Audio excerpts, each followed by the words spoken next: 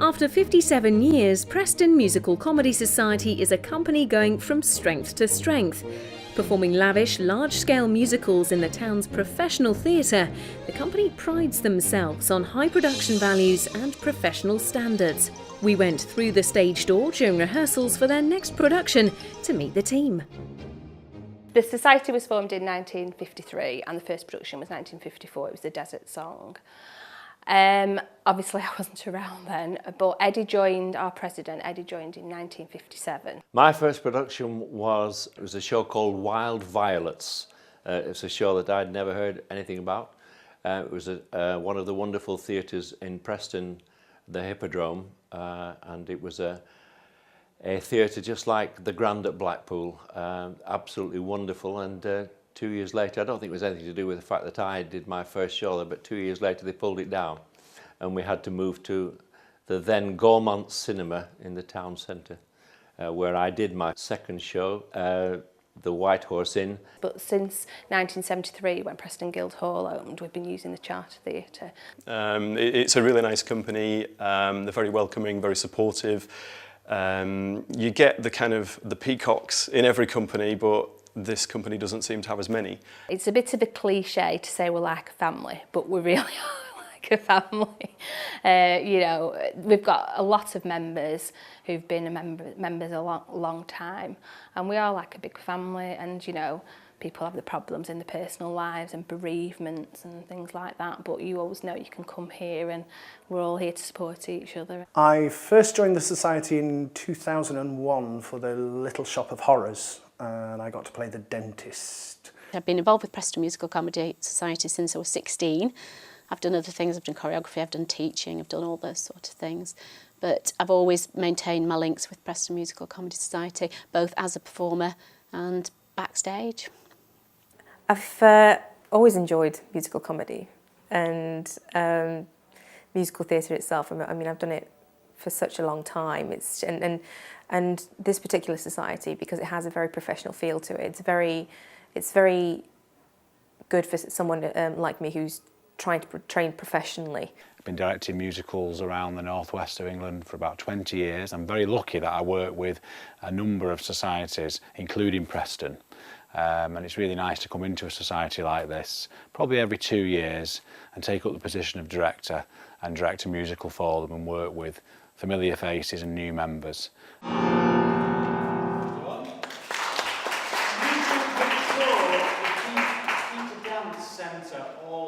And the Society's been home to some very familiar faces indeed. We had John Thompson, was a member of ours when he was 14, 15, did a couple of shows with us, and obviously he's well known now for Cold Feet, Coronation Street, The Fast Show, things like that. At the moment, very current is Alfie Bow. Alfie played Tony for us when we did West Side Story in 1993. Another Coronation Street star is Tapele Dorgu. She did a show for us as a dancer back in the 90s. Jessica Taylor, who's Jessica Peterson now, is in Liberty X. She played the lead in our production of Gigi. Yeah, and lots of other people who aren't household names, but are, you know, starring in the West End and, you know, on cruise ships, dancing on cruise ships and doing lots of varied things. Yeah. We do try and do shows which appeals to all age groups. We as a committee discuss various shows that are available under licence at the time, and then we hopefully put it to the society, boys and girls, saying we can do any of these shows. We tell them a little bit about each show, and then we get their input into it. We start off and we usually do what I call my legendary introduction night, where I tell everybody in the society how wonderful it's going to be and share the vision for the show, really. There's the vision that the choreographer and the director and the musical director have shared in advance. They come along, audition. I always stress it's their chance to play the part, even if they don't get it. I think auditions are always a little bit nerve-wracking, but yeah, no, they run it really well. I mean, I've only done one set of auditions for this show, and got one of the principal parts, so must have done all right. My job and the rest of the production team is to get the best cast that's going to work on stage in terms of size and age and everything else. So that's the process. Once we've got it cast, we then get on to the serious job of rehearsing. We've always rehearsed Mondays, Thursdays, and then as it gets nearer to the show, we do Sunday afternoons.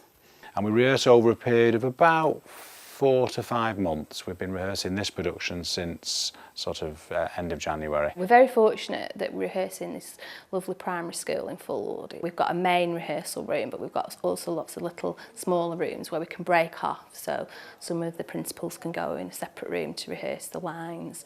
It always amazes me how any amateur company move from rehearsing in a school to going into a theatre, and within 48 hours of arriving there we go live with a fully fledged musical running as this show will, with 20 odd radio mics, a full orchestra, a set, costumes, wigs, lights, everything working in 48 hours. But producing a large-scale musical in a large-scale theatre isn't cheap. So how does the Society manage to stage such mammoth shows? Obviously, the financial side of things is very difficult at the moment. Everybody's feeling the pinch and it's very expensive. So it's 2 years since our last big musical. We've kind of had to adapt that slightly, and we've actually been using one of the smaller theatres in the town, the Playhouse. So it's not big enough to do a full-scale musical, but we do reviews, and last year we did Side by Side by Sondheim. For the last 2 years we've done pantomime. That was our first venture into pantomime. For our first 2 pantomimes, we actually won Best Pantomime in our district, our NODA district, District 2 of the North West, which we're absolutely delighted about. They have become sellouts right from day one, so that's quite a good thing for us to be able to sort of refill the coffers and provide enough money to support us through our bigger ventures in the professional theatre in town. This one is going to cost us about £30,000 to £35,000 to put on.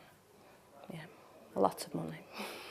The majority of the funding for that has come from our pantomime and our smaller productions at the Playhouse.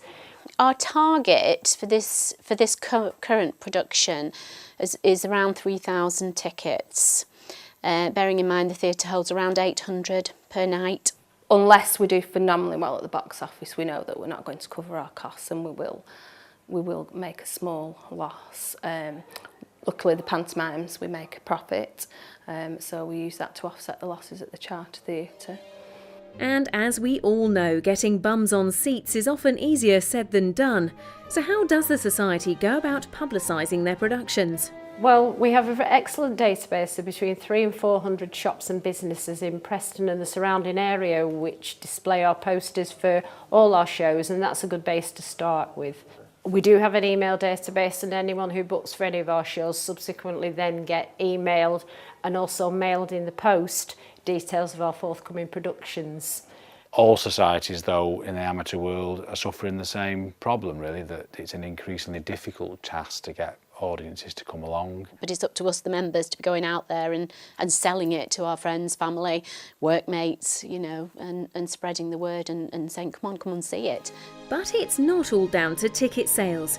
Christine reveals other great fundraising ventures the Society organises to bring in some much-needed revenue. We have our membership subs, which we have every year, and sometimes during the year we hold dances like Valentine's dances and things like that within the Society. We also have an excellent patrons scheme where sometimes some of the older members of the Society from the past become patrons of the Society, so we have a membership fee for that, and they get discounts on the tickets throughout the year. We have had a couple of stints in our big city shopping centre providing the entertainment in there, which is excellent because it gives you an excellent market to get out there with your publicity, and it also shows the shoppers and everybody else the quality of the productions that you're going to produce. So apart from being involved in a quality production, what are the other benefits of being involved in a society?